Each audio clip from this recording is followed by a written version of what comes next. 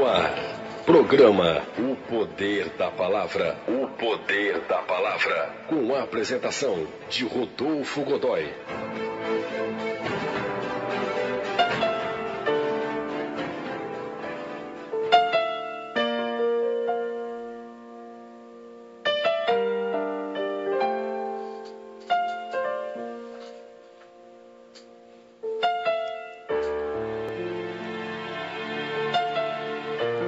O texto que nós vamos ler hoje está no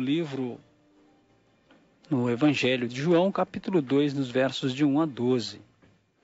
Diz o texto: E ao terceiro dia, fizeram-se umas bodas em Caná da Galileia, e estava ali a mãe de Jesus.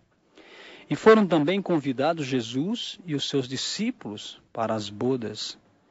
E faltando vinho, a mãe de Jesus lhe disse: Não tem vinho. Disse-lhe Jesus: Mulher, que tenho eu contigo? Ainda não é chegada a minha hora. Sua mãe disse aos empregados: Fazei tudo quanto ele vos disser.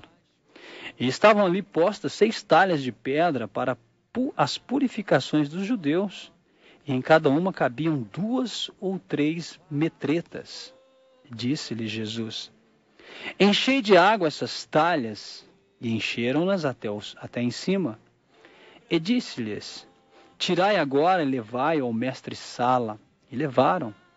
E logo que o mestre-sala provou a água feita vinho, não sabendo de onde viera, se bem que o sabiam os empregados que tinham tirado a água, chamou o mestre-sala ao esposo e disse-lhe: Todo homem põe primeiro o vinho bom, e quando já tem bebido bem, então o inferior. Mas tu guardastes até agora o bom vinho. Jesus principiou assim os seus sinais em Caná da Galileia e manifestou a sua glória, e os seus discípulos creram nele. Depois disso, desceu a Cafarnaum, ele, a sua mãe e seus irmãos e seus discípulos, e ficaram ali não muitos dias. Evangelho de João, no capítulo 2, versos de 1 a 12.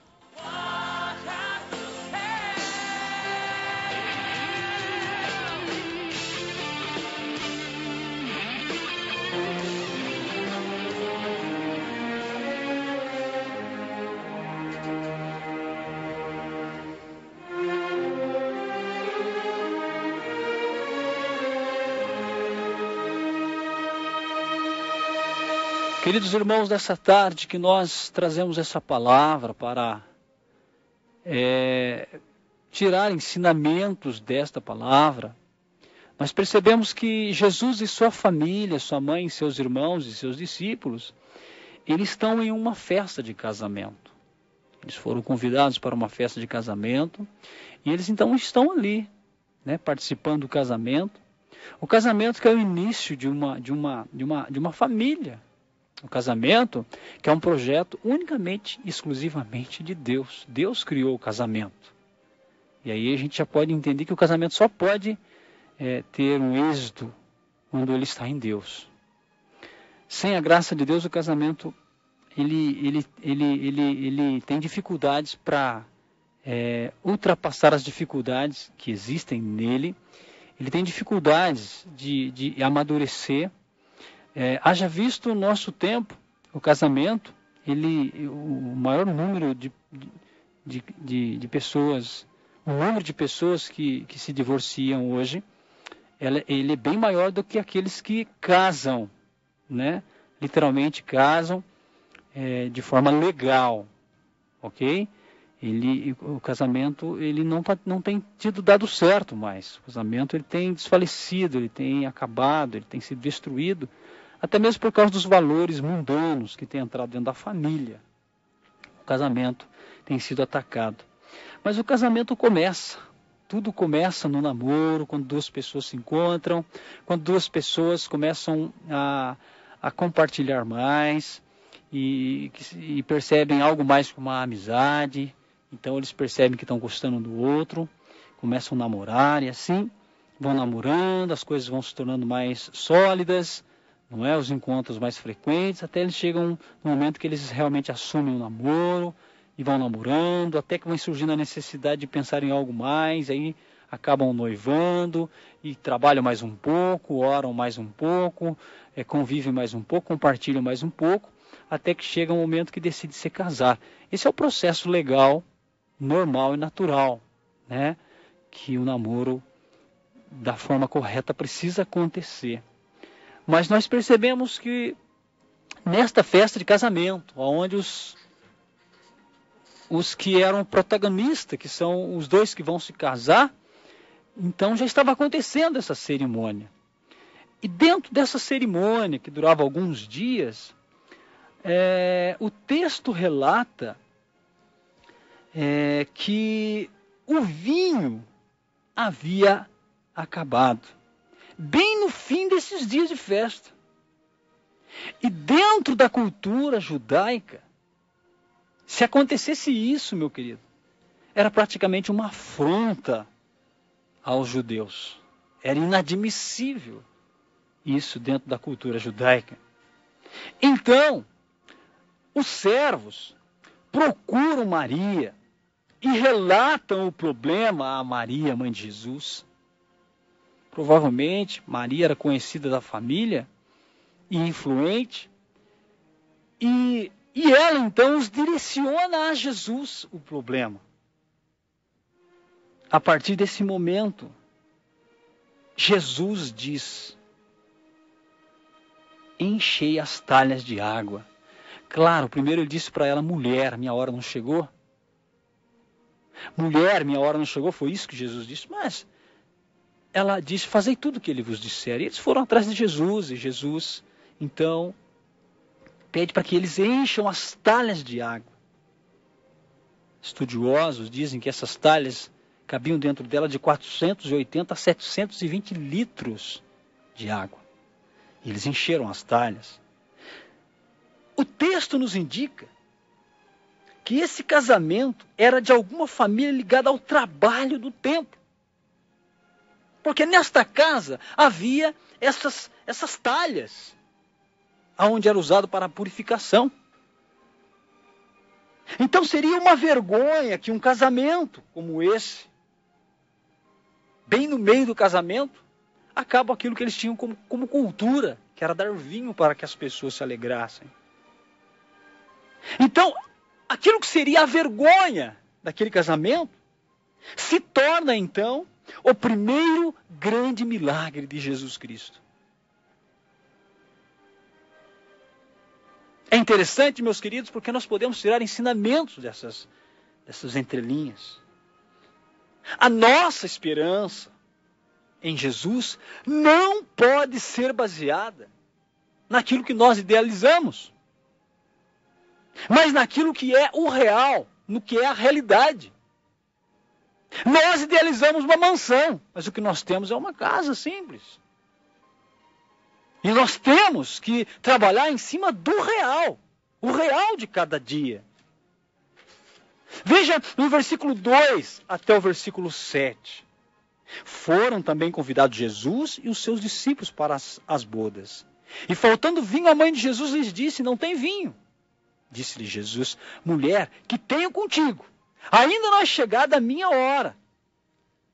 Sua mãe disse aos empregados: fazei tudo o que ele vos disser. E estavam ali postas 6 talhas de pedra para as purificações dos judeus, e em cada uma cabia 2 ou 3 metretas, que é essa quantidade que a gente falou de 480 a 720 litros. Disse-lhe Jesus: enchei de água essas talhas, e encheram-nas até em cima. Observamos também que Maria e a família de Jesus que estavam ali, eles observavam tudo isso. Então Jesus, ele dá uma ordem: encham as talhas de água. Jesus surpreende essas pessoas. Jesus, que vê que aquelas pessoas estavam desesperadas, os familiares, os servos, mas Jesus os enche de esperança. Esta era a surpresa. Eles ficaram surpresos, se surpreenderam com Cristo, Porque naquele momento Jesus toma a frente e diz, encham as talhas de água. Alguma coisa deveria acontecer. O fato, meus queridos, é que existem problemas. O fato, meus queridos, é que existem dificuldades que parece que não tem saída. E é interessante que a partir daquele problema, os servos, alguém começou a ficar preocupado e foram procurar o que podemos fazer. E nós aprendemos desse texto que em meio aos problemas nós precisamos raciocinar, pensar e tomar uma atitude. O real aqui era a falta de vinho.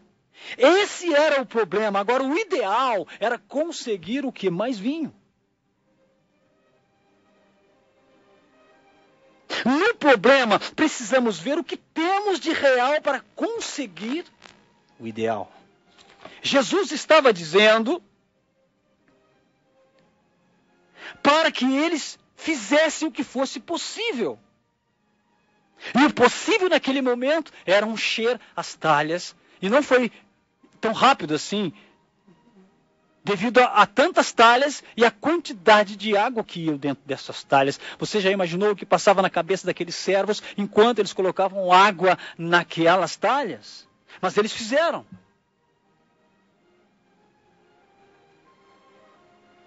O impossível Deus faz. O possível era encher as talhas, então eles fizeram. O impossível era transformar em vinho, mas Deus o fez, porque o impossível não existe para Cristo.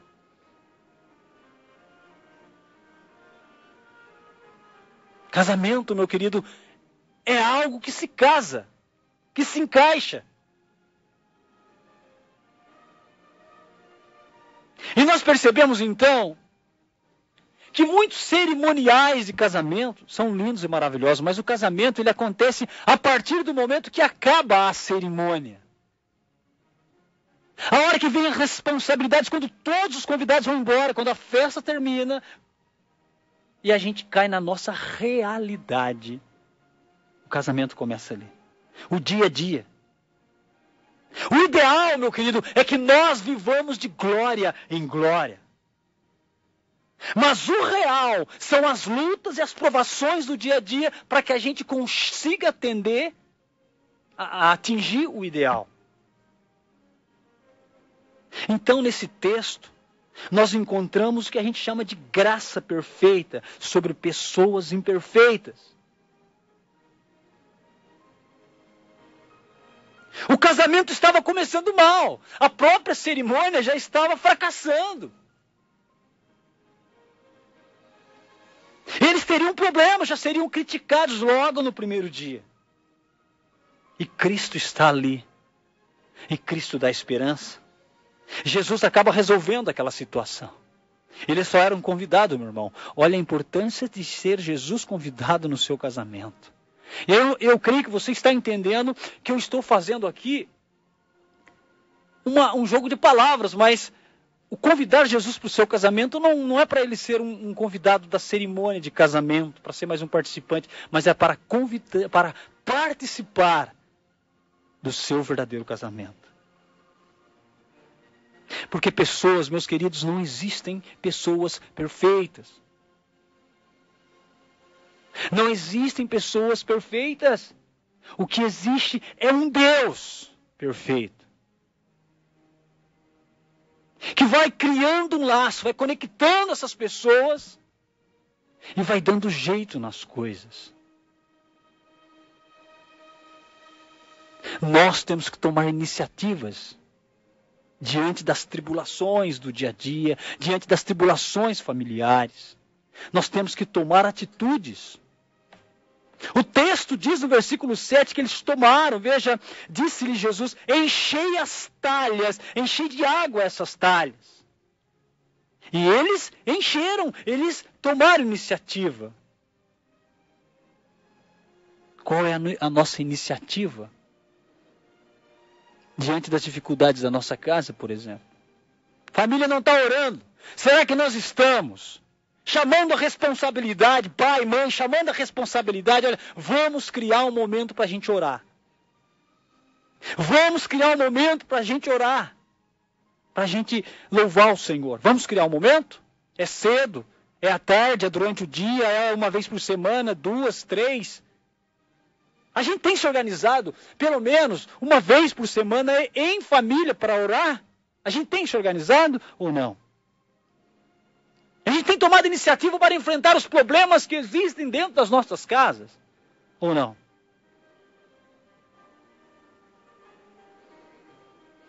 Nós temos conversado, você casal tem conversado, você esposa, esposo, sobre a vida do dia a dia, sobre a vida íntima.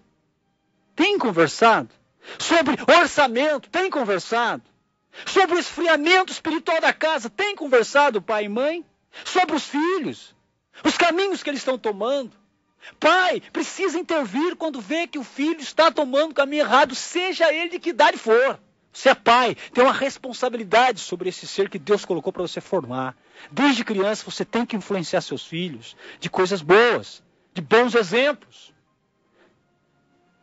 Como é que tem sido isso? Esta é a nossa parte, querido. Isso é encher a talha. A transformação é Deus que vai dar. Mas tem gente orando e não toma iniciativa nenhuma. Jesus pediu que eles enchessem as talhas. Quer saber, meu querido? Jesus não precisava de talha, meu irmão. Jesus não precisava de talhas, não. Não precisava nem daquelas pessoas. Ele simplesmente podia, num estralar de dedo, e as taças, os recipientes estavam todos cheios de vinho. Jesus podia fazer brotar vinho da pedra, da rocha, de qualquer lugar. Sabe por quê, meu querido? Porque Jesus podia e pode todas as coisas. Mas Jesus, ele resolve fazer com que aquelas pessoas estivessem envolvidas com aquilo. Que aquelas pessoas não esperassem deitadas numa rede acontecer a mudança. Jesus resolve chamar eles, chamar a atenção deles, despertá-los para fazer parte da mudança que viria.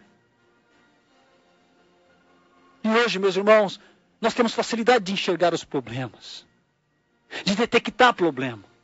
Mas nós temos dificuldade de tomar iniciativa para resolver os problemas. Ficamos acomodados. Vamos, uma hora muda. O filho começa a andar num caminho errado. A gente fala, estou orando, uma hora muda. Não toma iniciativa. Pior. Quantas das vezes o pai e a mãe que são os maus exemplos não tomam iniciativa de mudar. Por eles, pelos filhos. Essa ideia de que a gente cria o filho e depois vai embora para o mundo, então está tudo certo. Não, eles vão tomar o caminho deles como nós somos filhos e tomamos o nosso caminho. Nós casamos, muitos têm casa, têm filho, têm esposa. Claro, saímos ali do recanto da nossa família, mas nós trouxemos o que na nossa família nós aprendemos. As coisas boas levamos, as ruins também. Os bons exemplos levamos e os maus também. Queira Deus que nós possamos entender isso e mudar. Tomar uma iniciativa. Chega de achar que as coisas vão cair pronta do céu, meu querido. Isso é errado. É uma teologia de preguiçosos, de pessoas que estão na zona de conforto e que não querem se movimentar. É preciso orar? É preciso buscar a Deus através da sua palavra? É preciso ter um devocional? Mas é preciso tomar iniciativas, claro, pautadas na vontade de Deus, naquilo que você conhece sobre Deus, mas nós podemos e Deus nos dá a liberdade de tomar iniciativas. E não ficar o tempo todo esperando as coisas acontecer.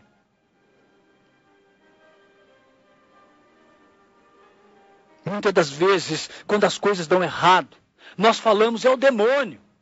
O demônio tomou conta da situação. O demônio entrou na vida do meu filho e da minha filha. O demônio entrou no meio do casamento e bagunçou tudo. E a gente tem o hábito de jogar a responsabilidade para o demônio.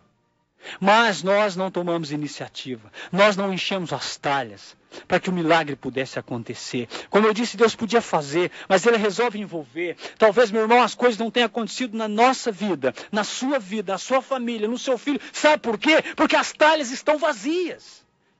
Deus quer fazer o milagre, te chama agora para se envolver nisso e você o quê? Está acomodado. Enquanto isso, o filho foi embora, a filha foi embora, o casamento acabou, tudo está destruído, e a sua vida está um caos, um abismo que não tem fim. E as talhas estão ali, esperando para serem enchidas, e Deus pronto para fazer o milagre, mas não acontece. Por quê? Por causa do conforto, da cegueira, da má vontade. E daquela visão errônea de que Deus, a gente tira os pés do chão. Ah, Senhor da glória, eu quero te ver, eu quero te abraçar, tocar tua face. Sabe essas coisas mirabolantes?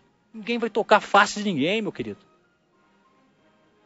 É bom a gente pôr o pé no chão, fazer uma oração racional, que a gente entenda o que está falando. Eu quero ver o fogo do altar, eu quero ver o fogo caindo, eu quero ver a glória do Senhor está em nossas vidas transformadas. E quando as nossas vidas forem transformadas, então as pessoas glorificarão ao Deus que está no céu. Para com essa visão, sabe, essa visão psicodélica. De um evangelho psicodélico, de que as coisas vão aparecer como uma imagem, sabe, uma imagem mística de um céu e de anjos voando para lá e para cá, e de anjos tocando corneta, e a gente participando desse louvor que a gente flutua. Põe os pés no chão, meu querido. Não existe nada dessas coisas. O que existe é uma palavra que pode mudar e de um Deus que quer nos envolver na sua obra. O diabo existe, sim, o diabo existe. Mas muitas das vezes nós não tomamos iniciativa nenhuma e jogamos a culpa no demônio.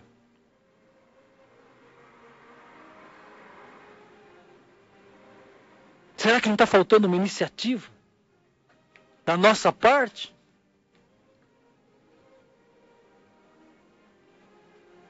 A Bíblia diz, no versículo 9 e no versículo 10...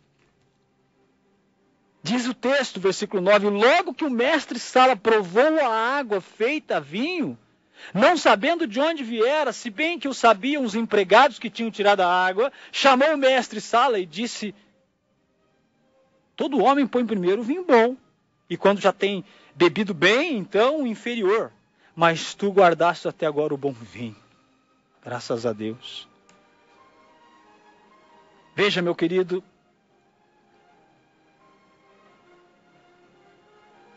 é bom a gente prestar atenção.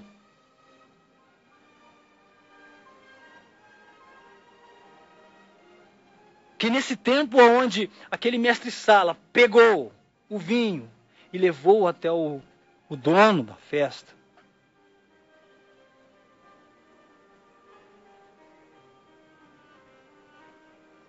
será que não bateu no coração dele uma dúvida sobre aquele líquido?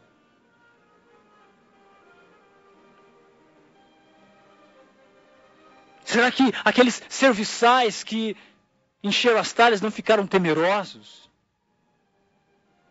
Porque até então, meus queridos, era água. Mas então aqui nós vemos que eles foram obedientes. Então a responsabilidade estava sobre Jesus. Porque o que ele pediu, o que ele mandou aqueles servos fazerem, aqueles serviçais fazerem, eles fizeram. Então a responsabilidade estava sobre Jesus, mas Jesus já tinha operado o milagre.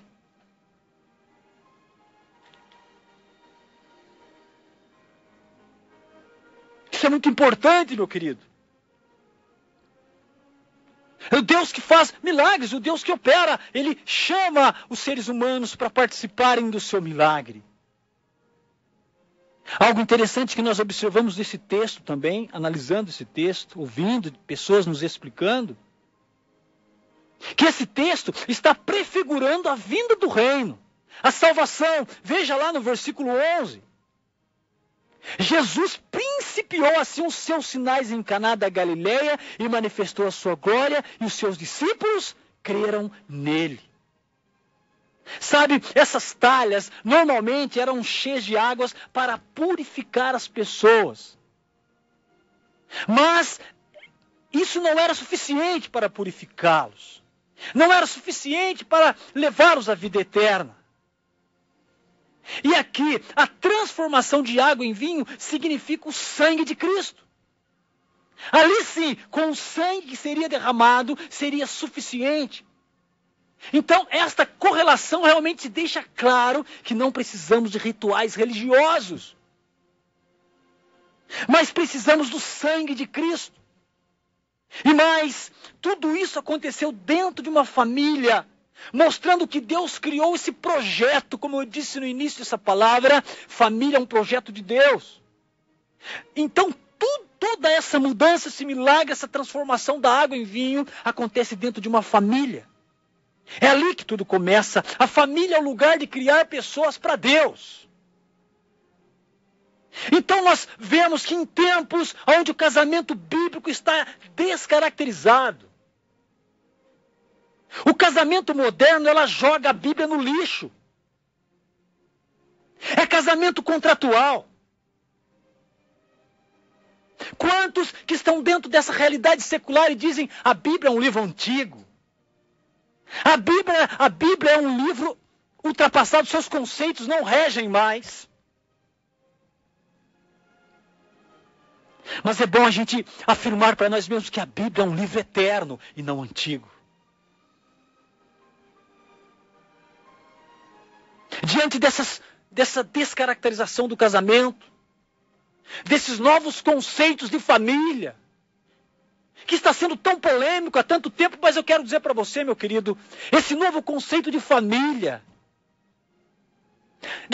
alternativa, onde tudo pode, que hoje no Brasil ainda é tabu, meu irmão, mais cedo ou mais tarde vai se tornar algo normal para todas as nações. A mídia, as grandes marcas que influenciam no meio secular, vão trabalhar para que isso se torne normal. E eu vou dizer uma coisa para você que é muito forte, meu querido. Apenas a igreja fiel a Cristo manterá o casamento bíblico como ordem, como regra. Apenas a igreja de Cristo, eu não estou falando de denominação, eu estou falando de todo segmento cristão que é fiel à verdade bíblica, manterá o conceito de casamento bíblico, porque do resto, tudo vai valer, tudo vai acontecer. E vai ser legalizado e suportado pelas leis. As leis darão suporte ao casamento alternativo. E o casamento bíblico, ele será restrito e tão atacado, tão criticado. Ele será restrito à igreja de Jesus, mas ele será tão atacado, tão criticado, será realmente com todas as forças satânicas tentado de ser excluído, exterminado, para que se imponha um novo conceito de família, um novo conceito de casamento. E se você ainda não percebeu isso, já é bom começar a perceber. Se você ainda tem levado um cristianismo que não está ligado nas coisas espirituais que têm acontecido, eu peço a você que comece a prestar atenção. Porque a família bíblica, o conceito bíblico de casamento há muito tempo está sendo atacado. Dentro de um segmento, de uma linha de pensamento secular, o casamento bíblico é uma coisa ultrapassada. É uma coisa que não tem valor nenhum. E nós precisamos observar, porque se nós somos de Deus, se somos cristãos, se nós cremos na palavra de Deus, então nós estamos envolvidos nessa questão. Nós temos que tomar parte e definir o que realmente a Bíblia nos ensina.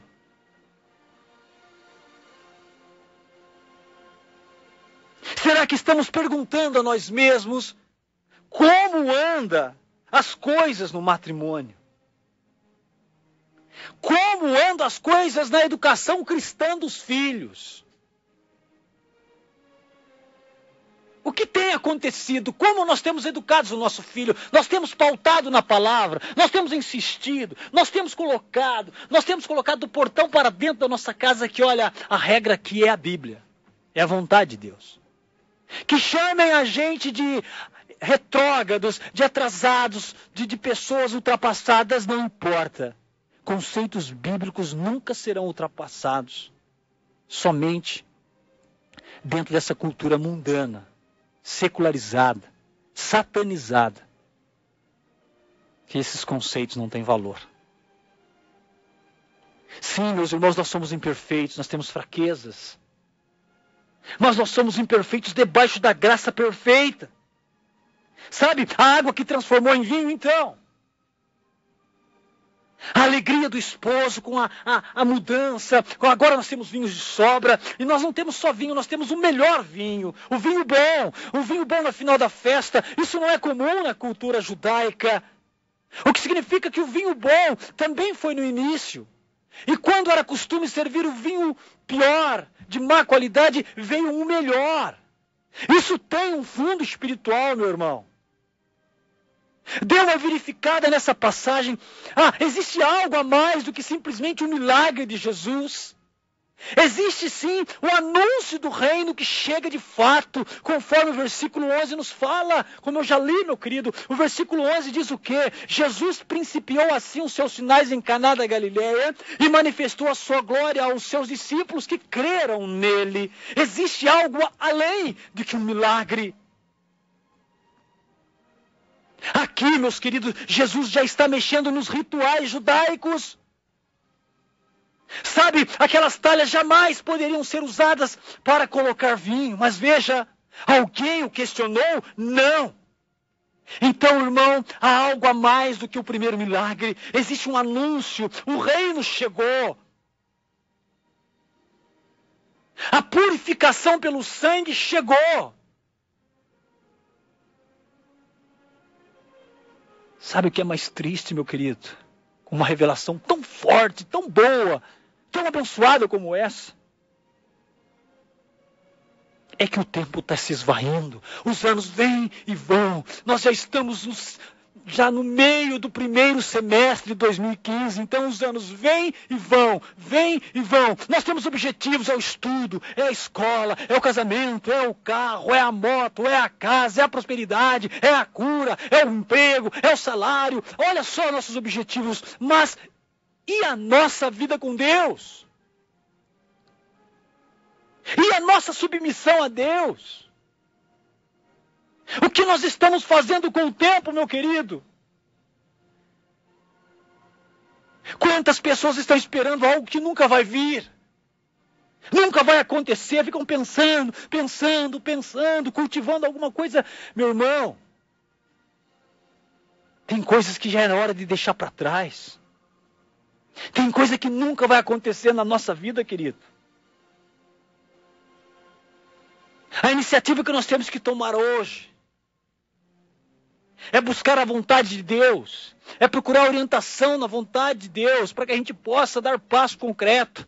Jesus não falou para as pessoas, olha, se vire aí, faça do jeito que fizer. Não, ele tinha algo a dizer, ele disse, enche as talhas, ele disse o que fazer. Deus está dizendo para nós o que temos que fazer nesse tempo. Mas como, Rodolfo, Deus não fala? Fala! Sabe como é Deus fala com você? Não adianta subir no monte para ouvir a voz de Deus. Não adianta ficar orando simplesmente, 52 mil horas simplesmente, por orar, porque a oração não pode ser uma coisa mecânica, ela tem que ser um diálogo, uma intimidade, um relacionamento com Deus. Mas você quer ouvir Deus falar, meu irmão? Já começa pela Bíblia. A Bíblia é a boca de Deus falando. Tem gente querendo ver uma manifestação espiritual. Tem gente que fica ali no monte e fica esperando uma voz vindo do céu. Eu quero ouvir tua voz, Senhor. Mas ela não pega a Bíblia para ler. E ela diz, não ouvi Deus falando. Sabe, está mirando o alvo errado, não tem êxito. A Bíblia está aí, meu querido, disponível. Graças a Deus, o Brasil é um país onde a Bíblia tem em tudo quanto é canto. E você está querendo ouvir a voz de Deus de uma outra fonte, meu querido. Você está querendo orientação de Deus e está querendo que apareça uma voz do céu. Uma coisa mística, que desça uma toalha cheia de novas mensagens para você, mas não vai acontecer nunca. Isso é cristianismo psicodélico. Pessoas que saem, tiram os pés do chão e ficam viajando nessas coisas. Pega a Bíblia e começa a ler. Não precisa correr para ler não, meu irmão. Vai lendo minuciosamente, com calma, pedindo sabedoria, tendo tempo ali. E Deus vai falar com você, vai endireitar suas veredas e vai dizer o que você tem que fazer. Esta é a iniciativa primeira. É isso que nós temos que fazer por primeiro, para que venham outras coisas. Este é o casamento que está por vir.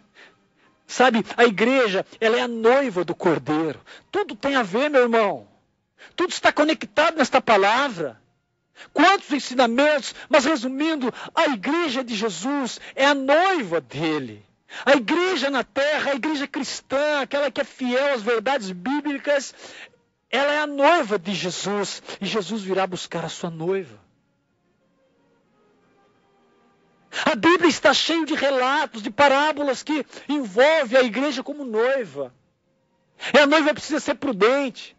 A noiva precisa estar esperando, vigiando, porque não sabe que hora que o cordeiro, que o noivo vem.